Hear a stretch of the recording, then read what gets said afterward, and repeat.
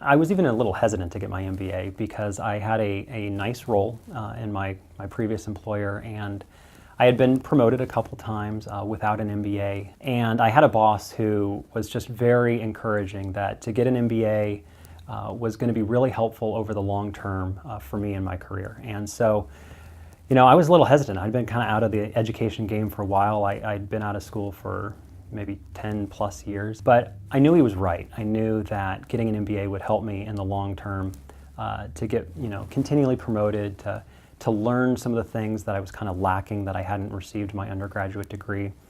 And I remember going to an event, an executive development event that Point Loma hosts every few months.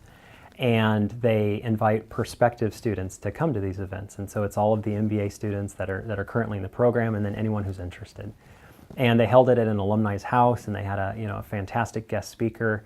And I just remember going to that event and meeting the instructors that are currently teaching the classes, and some of my potentially fellow students that I'd be taking classes with. I'd been weighing all the pros and cons for months. I'd been looking at all the different things that it was going to take for me to get my MBA, all the requirements, all the time, passing the GMAT.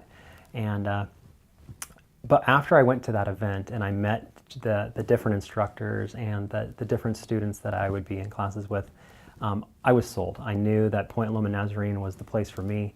I just felt right at home with the people that were there. They were so welcoming and inviting, and everyone was so friendly.